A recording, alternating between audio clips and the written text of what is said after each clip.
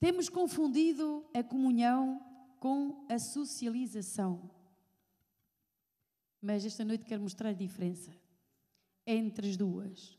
O fruto de um relacionamento que está baseado em associação ou socialização baseia-se apenas na socialização e que produz relações artificiais ou relações que não são reais.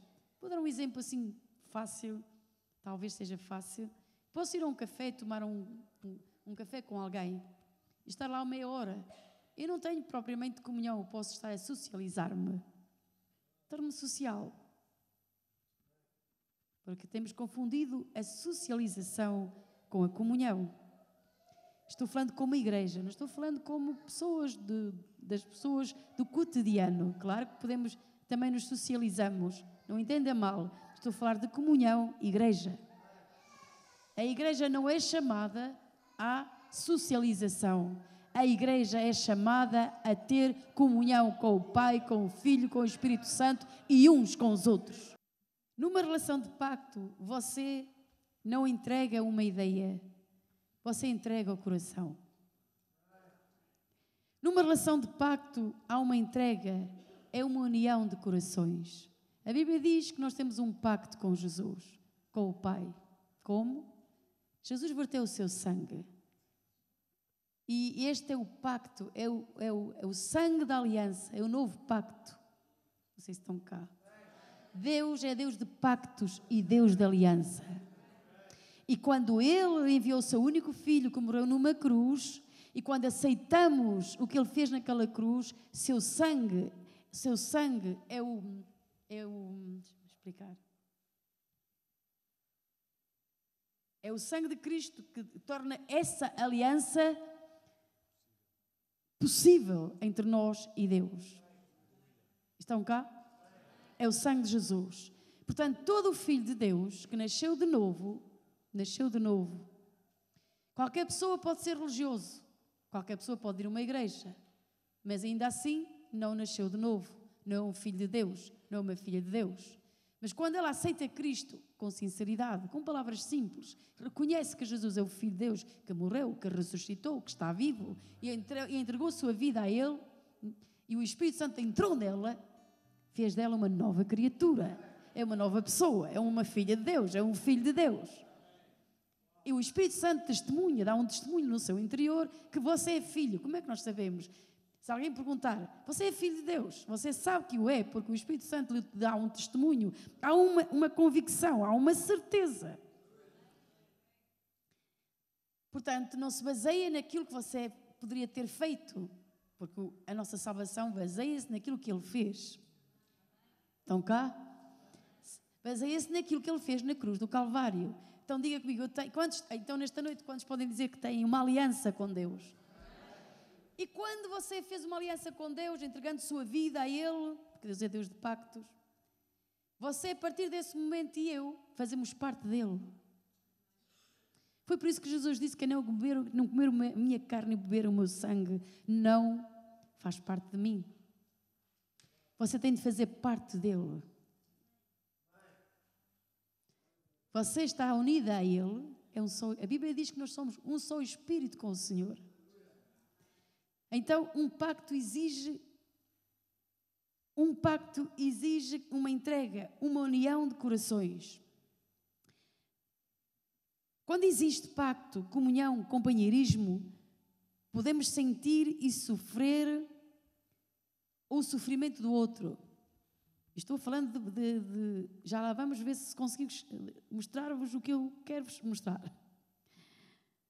Quando nós temos um pacto, quando nós temos comunhão, quando nós temos companheirismo, não é a mesma coisa que ter socialização. Quando você tem companheirismo com alguém, quando você tem comunhão com alguém, você sente. Se ela sofre, você o sente. Não estão cá. Você o sente porque você sente você sente que é parte dessa pessoa.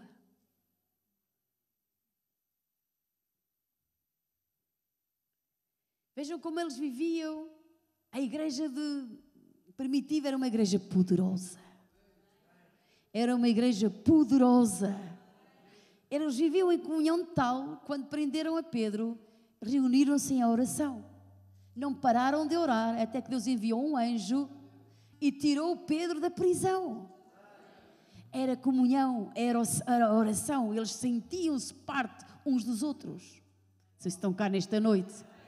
Eles oravam juntos, eles comiam juntos, eles buscavam a Deus. E era uma igreja poderosa, diz a palavra de Deus, que os apóstolos faziam grandes sinais e maravilhas. E eles estavam firmados na doutrina, no partir do pão e na comunhão. E sobretudo também estavam empoderados pelo poder do Espírito Santo. Diga comigo, o poder de Deus está disponível, se nós querermos de todo o nosso coração. Agora quer dizer que o poder de Deus vem com um propósito. Não vem com um propósito para encher o nosso ego. Vem com um propósito para dar glória àquele que vive para todo sempre. E quero dizer que milagres possam suceder e vão suceder a cada dia, mas a honra toda para Ele. Você e eu não fizemos milagres, Ele faz milagres através de nós. A Bíblia diz que Deus fazia milagres extraordinários através das mãos de Paulo.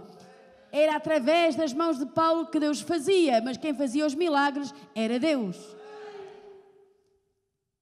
Então Deus está a preparar esse caminho para nós, amém? Então temos que, quando existe pacto, comunhão, companheirismo, podemos sentir que somos parte de Cristo e uns dos outros. Então temos que descartar o que temos chamado de companheirismo, que não é outra coisa senão socialização. Então o que é e o que é que significa comunhão? Ponto 1.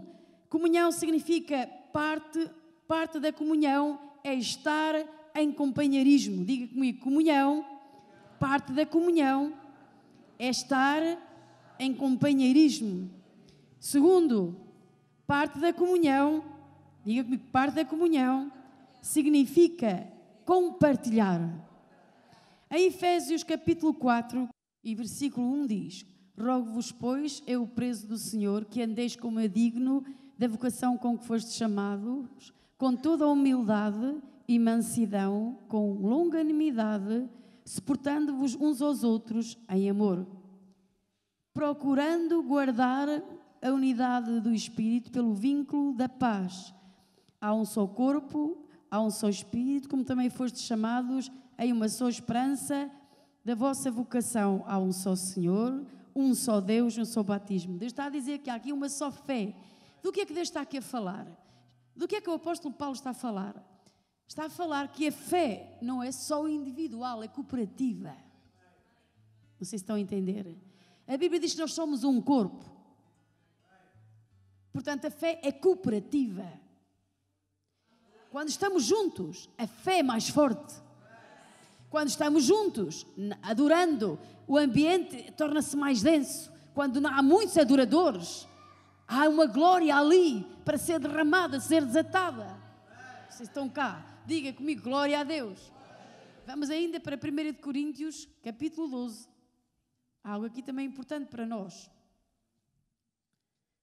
Porque nós seremos essa igreja que Deus quer que sejamos, porque esta é a vontade de Deus para a sua igreja. Não estou a falar de uma organização, de uma denominação, estou falando de igreja. Diz no versículo 12, porque assim como o corpo é um e tem muitos membros, e todos os membros, sendo muitos, são um só corpo, assim é também Cristo.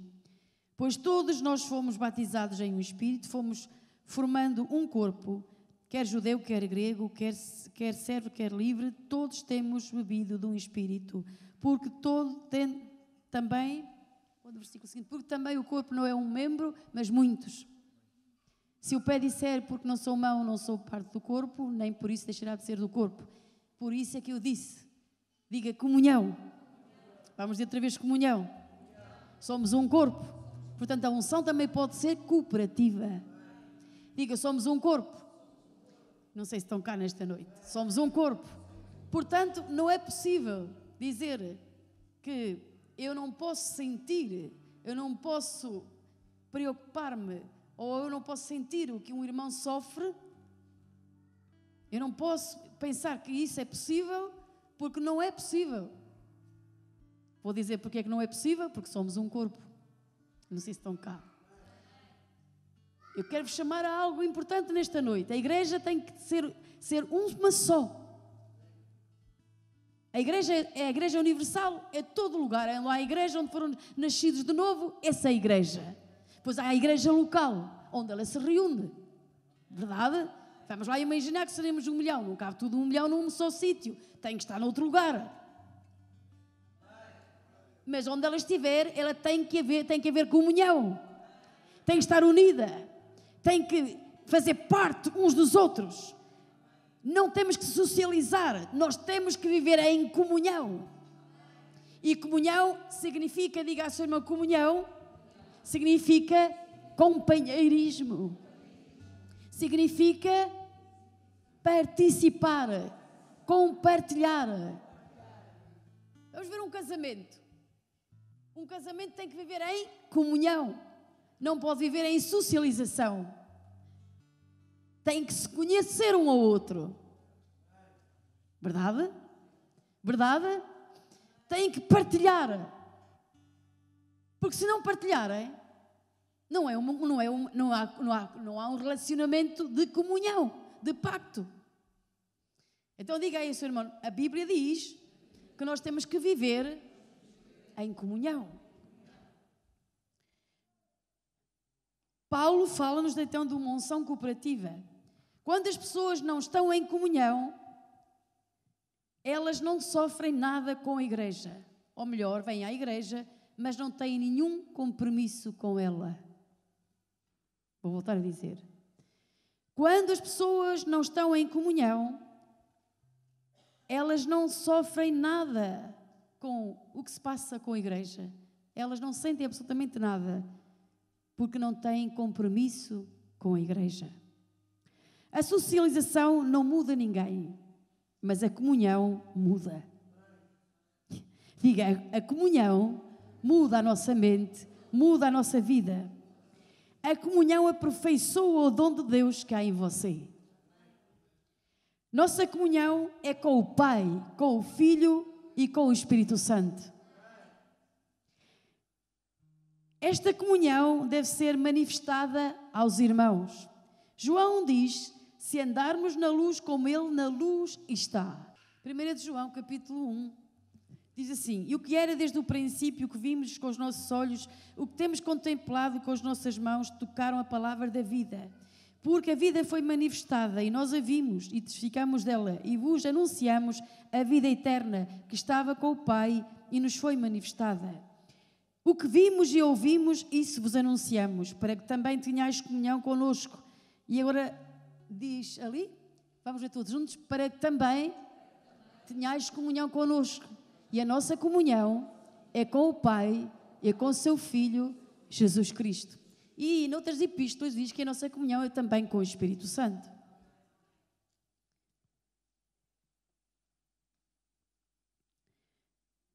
E agora vamos ao versículo seguinte.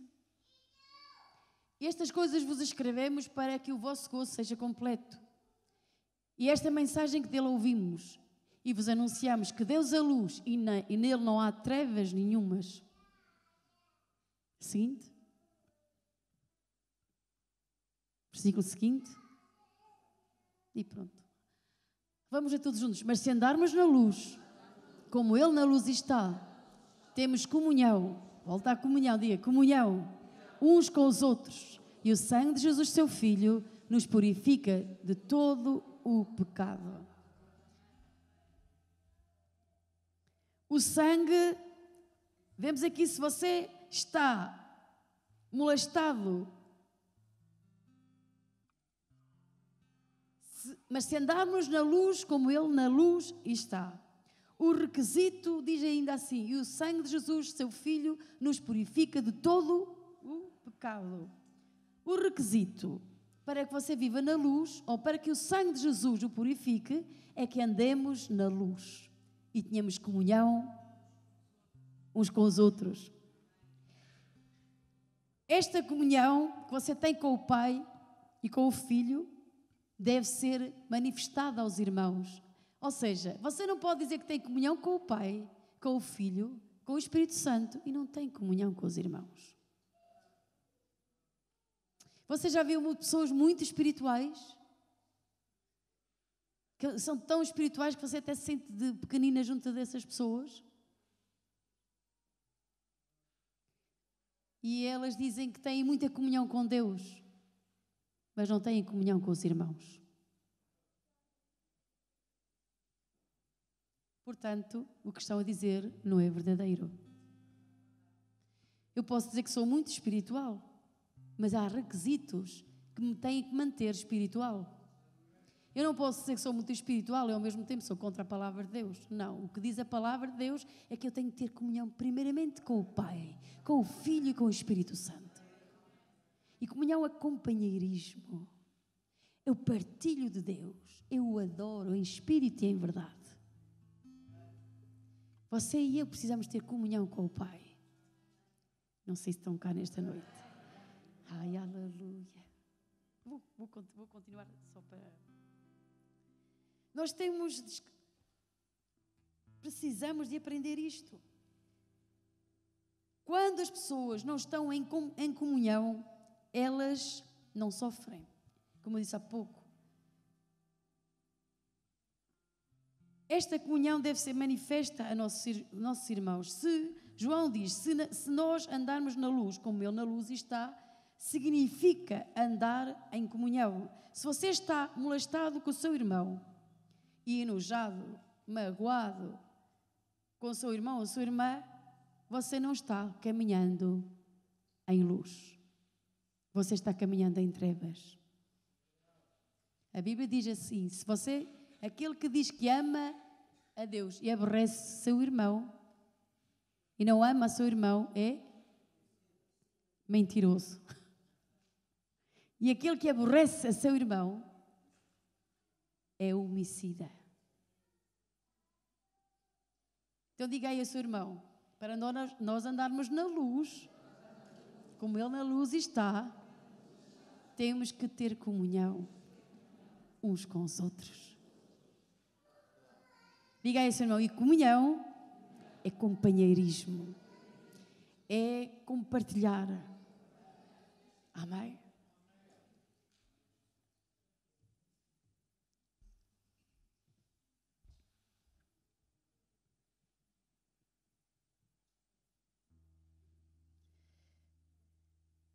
Se não temos companheirismo com os nossos irmãos, o sangue não pode limpar-nos.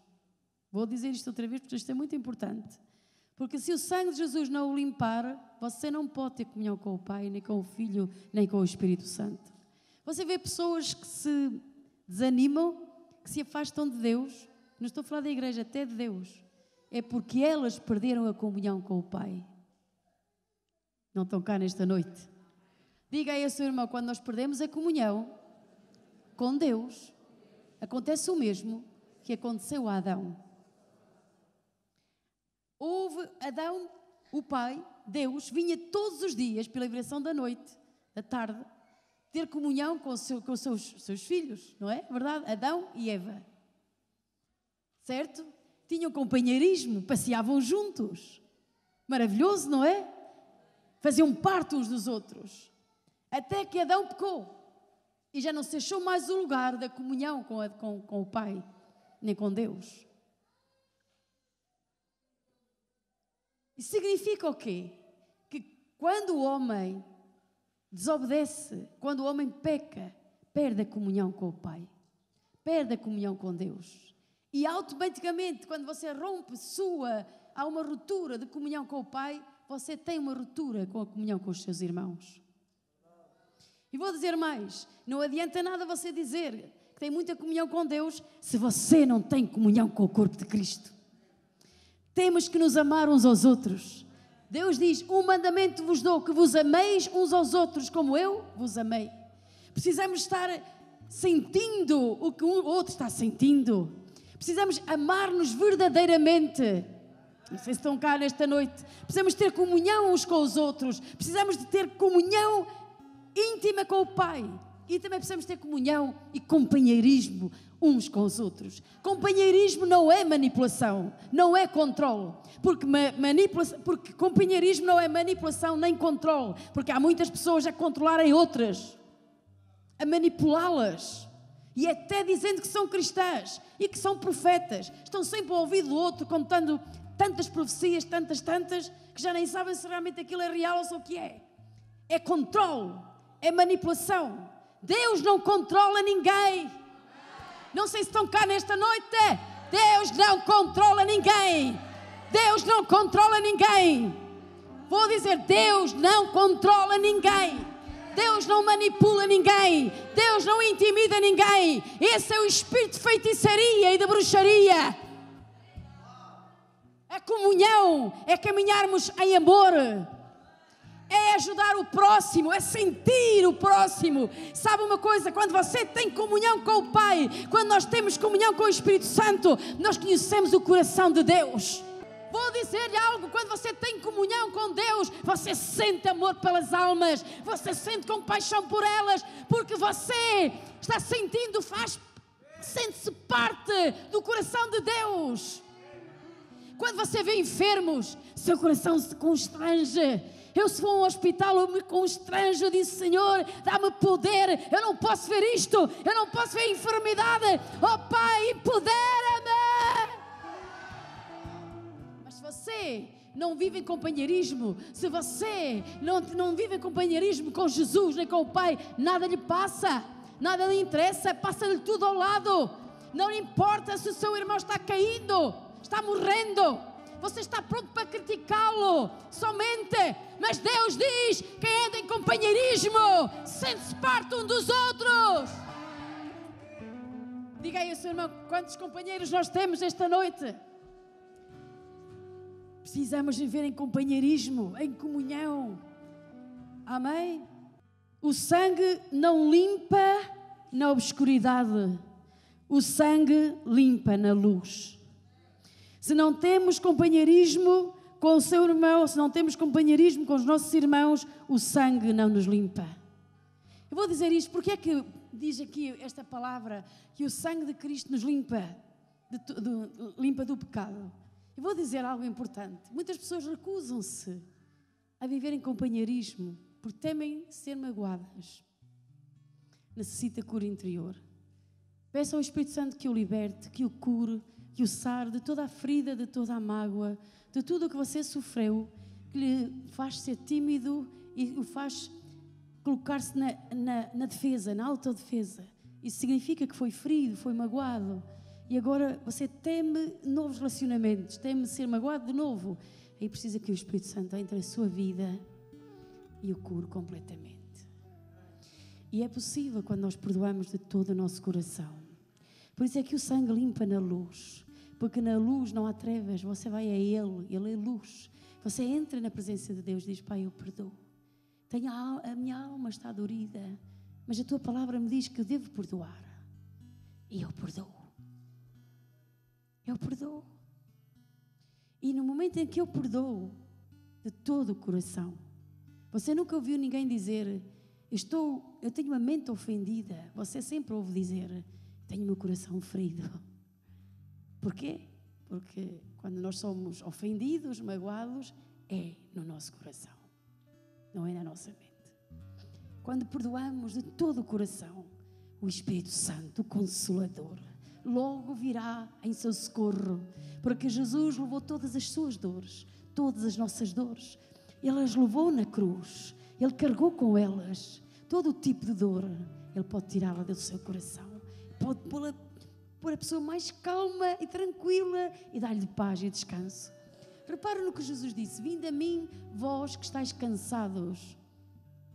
Muitas vezes estamos cansados, oprimidos. É a quem nós devemos recorrer quando nos sentimos dessa maneira. Vamos a Jesus. Diga comigo: vou a Jesus. A palavra de Deus diz: vinde. Isto é um convite. Vinde. Isso indica que eu tenho que ter uma ação. Eu ouço a voz de Jesus chamar por mim: vem, vinde, vinde. Você ouve essa voz doce chamando: vem, meu filho, vem para a minha presença, vinde. Vem, minha filha, vem, vem. Vem. Vinde a mim, vós que estáis cansados e oprimidos. Repare que Jesus, a Bíblia não diz: vem, vem a outra pessoa. Não, vem a Jesus. Vem a Ele. Vós estáis cansados e oprimidos, e eu vos aliviarei. E aprendei de mim, que sou manso. Como é Jesus? Manso. Porquê é que Ele é manso? Porque Ele é tão maravilhoso. Porque Ele nos perdoa.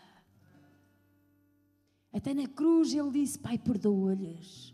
E Ele foi um intercessor até na cruz. E Ele diz: perdoa-lhes. Então como é que nós viver em comunhão? Perdoando. Amando. Perdoando. Ai, eu não vou à igreja porque aquela pessoa fez-me mal. Perdoa. Tu tens que viver em comunhão. Podes correr o mundo inteiro, as igrejas todas que existem no mundo.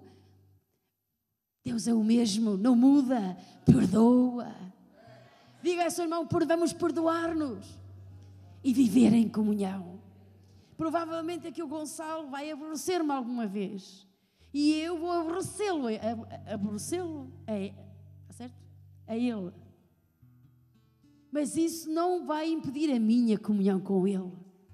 Estão cá nesta. Eu vou chegar a ele com a verdade. Porque o diabo é o pai da mentira. E você nunca deve chegar ao pé de alguém com meia verdade. Deve dizer a verdade em amor, mas tem que dizer sempre a verdade. Não faça coisas para agradar a outras pessoas, para ganhar a sua confiança, ganhá-las. Você vai perdê-las na mesma. Você pensa ganhar uma pessoa dizendo só uma coisa para lhe agradar, mais tarde você vai perdê-la. E quando chegar lá à frente, ela vai dizer: quando eu necessitei, o teu conselho não foi válido, porque não falaste a verdade ao meu coração. Mas quando você fala a verdade, lá à frente a pessoa vai lembrar-se e diz: bem me avisaste, tu dizias a verdade, eu não a ouvi, mas reconheço que me ensinaste a verdade. Diga à sua irmã: vamos ensinar a verdade em amor. Em amor. Amém? E vamos ter comunhão uns com os outros. Sabe que quando Adão perdeu a comunhão, ele se escondeu de Deus. De imediato, Deus veio: onde estás, Adão? Ele queria ter comunhão. Quando Deus criou o homem, Ele criou-nos para termos comunhão com Ele. Quando Deus nos criou, quando Deus criou o homem e a mulher, criou para andar em companheirismo, andarmos juntos, caminharmos em amor, em bondade, em alegria. O homem pecou, perdeu essa comunhão. Assim, quando nós pecamos, perdemos essa comunhão. Mas também quando nos arrependemos, através do arrependimento podemos restaurar essa comunhão. Aí Jesus veio enviado pelo Pai. Para quê? Para reconciliar-nos, para restaurar-nos à comunhão. Ou seja, a comunhão que foi perdida com o Pai, Cristo vem restaurar essa comunhão. Cristo vem restaurar essa reconciliação. Agora você entra na presença de Deus pelo sangue do Cordeiro. Diga: o sangue limpa na luz. Quando eu vivo em comunhão, mesmo que eu erre. Você alguma vez vai errar? Deixa-me ver aqui. Alguns de vocês vão errar? Eu vou errar. Mas se eu vivo em comunhão, se eu vivo na luz, o sangue vai limpar-me. O sangue vai limpar-me. O sangue vai limpar-me. Isso quer dizer que eu posso ter comunhão com Deus, que eu posso ter o poder de Deus em minha vida, que Ele pode vir à minha vida, libertar-me, abençoar-me e encher-me do seu amor. E eu posso ter comunhão consigo, posso abraçá-lo, porque o amor de Deus é incondicional. Quando você realmente está cheio desse amor, esse amor incondicional, você é capaz de abraçar até o seu inimigo. Como é que você faz isso? Não é o seu amor, é o amor de Deus, é o amor do Pai sendo derramado em sua vida.